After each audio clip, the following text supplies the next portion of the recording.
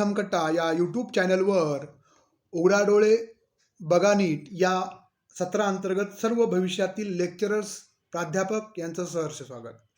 मित्रांनो, या व्हिडिओमध्ये आपण MPSC अंतर्गत जाहिरात क्रमांक 115 विविध विषयातील अधिव्याख्याता महाराष्ट्र शिक्षण सेवा गट ब महाविद्यालयीन शाखा उपलब्ध पदसंख्या 86 या संदर्भात चर्चा करणार आहोत.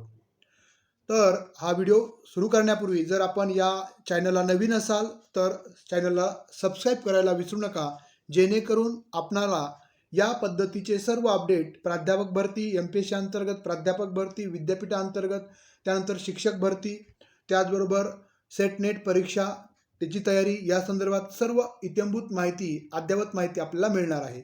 आणि याच व्हिडिओच्या खाली डिस्क्रिप्शन बॉक्समध्ये व्हॉट्सअप चॅनल आणि यूट्यूब चॅनल, त्याचबरोबर टेलिग्राम चॅनल, त्याचबरोबर फेसबुक पेजची लिंक दिलेली, ज्या मार्फत आपण ते ग्रुप जॉईन करू शकता. तर बघा, आपण एकूण पदसंख्या आहे 86. मित्रांनो, ही पदसंख्या यामध्ये बदल होणार आहे, पण तो बदल तुम्हाला ऑफिशियली महाराष्ट्र लोकसेवा आयोगच आपल्याला सांगणार आहे. जर आपण सांगितलं तर ते चुकीचं होईल, त्यामुळं ती चूक आपण करणार नाही. तर ती डायरेक्टली MPSC कधी जाहीर करेल ही पदं, वाढलेले पदं, तर ती जाहीर करेल ज्यावेळेस सिलेबस अभ्यासक्रम जाहीर करणार आहे. अभ्यासक्रमाबरोबर अभ्यासक्रम जाहीर झाला की परीक्षेची योजना जाहीर होते, बरोबर आहे. परीक्षा योजना ज्यावेळेस जाहीर होईल त्याच वेळेस परिपत्रक काढलं जातं आणि जाहीर उपलब्ध संख्या किती होती आणि किती पदं त्यामध्ये म्हणजे सामील झालेले आहेत ही आपल्याला माहिती मिळणार आहे. आजच्या घडीला आपल्याकडं 86 पदं ऑफिशियली आहेत.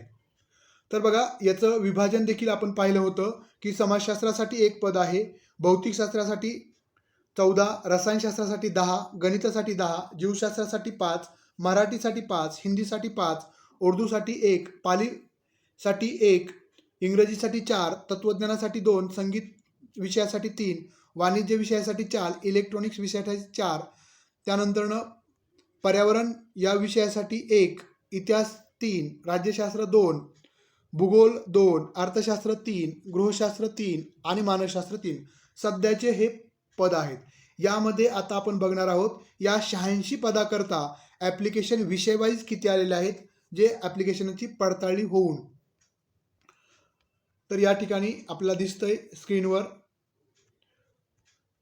बघा, बायोलॉजी म्हणजेच जीवशास्त्रासाठी 347 ॲप्लिकेशन आलेले आहेत, केमिस्ट्रीसाठी 1041, कॉमर्ससाठी 375, इकॉनॉमिक्ससाठी 750, इलेक्ट्रॉनिक्ससाठी 59, इंग्लिशसाठी 1569, जॉग्राफीसाठी 353, हिंदीसाठी 317, हिस्ट्रीसाठी 1101, होम सायन्ससाठी 10, मराठीसाठी 1637, मॅथमॅटिक्ससाठी 1565, म्युझिकसाठी 80, पालीसाठी 7, त्यानंतर फिलॉसॉफीसाठी 39, फिजिक्ससाठी 1116, पॉलिटिकल सायन्ससाठी 824 आणि सायकोलॉजी मानसशास्त्रासाठी आहेत 180 आणि सोशलॉजीसाठी 444 आणि उर्दूसाठी 43. अशा पद्धतीनं एकंदरीत आपले ॲप्लिकेशन आलेले आहेत 11,857. एकूण जागा सध्याच्या घडीला 86 जागा आहेत. 86 जागासाठी MPSC अंतर्गत ॲप्लिकेशन 11,857. आता याच्यामध्ये किती जागा ॲड होतील हे येणाऱ्या लवकरात आपल्याला समजणार आहे अभ्यासक्रम निश्चित झाल्यानंतरनं. तरी पण माझ्या मते अभ्यासाच्या दृष्टिकोनातून स्पर्धा जेवढी असती तेवढी त्या पद्धतीनं नाही आहे. जसं राज्यसेवा असेल, पदसंख्या असते 400 ते 500, ॲप्लिकेशन येतात 4 लाख 5 लाख अशा पद्धतीचं.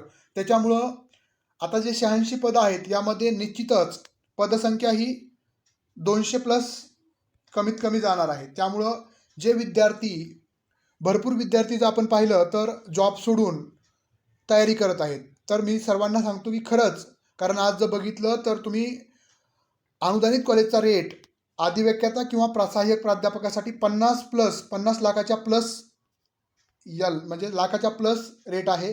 एका विद्यार्थ्याचा फोन आला होता, त्यांनी 50 लाखाला डन केली होती जागा. 50 लाखाला साताऱ्यातील विद्यार्थी होता, तर ती जागा 70 लाखाला म्हणजे 72 लाखाला दुसऱ्या एका विद्यार्थ्यानं ओपन EWSची जागा होती. सांगायचं तात्पर्य की एवढा रेट वाढलेला आहे, तुम्हाला विदाऊट एकही रुपया न खर्च करता वरील पदं सहाय्यक प्राध्यापक असेल किंवा अधिवक्ता असेल, एकही ₹0 फक्त जाण्या-येण्याचा तुमचा खर्च होणार आहे आणि अभ्यासाचा. हे तुम्ही फक्त सुवर्ण ही जी संधी आहे, या संधीचं सोनं कधी करू शकणार आहात? किती जागा आहेत? यापेक्षा तुमच्या विषयाची जागा आहे ना, त्या तुमच्या एका विषयासाठी तुम्हाला किती जागा लागणार आहे? एकच जागा लागणार आहे. कशाला पाहताय बाकी किती जागा आहेत ती? निश्चितच जागा वाढतील, पण ते ऑफिशियली तुम्हाला समजेल. आपण ज्यावेळेस ऑफिशियली वेबसाईटला टाकतील, त्यावेळेस निश्चितच आपण सुरुवातीलाच किती जागा वाढल्यात हे तुम्हाला विषयानुसार विश्लेषण करणार आहे.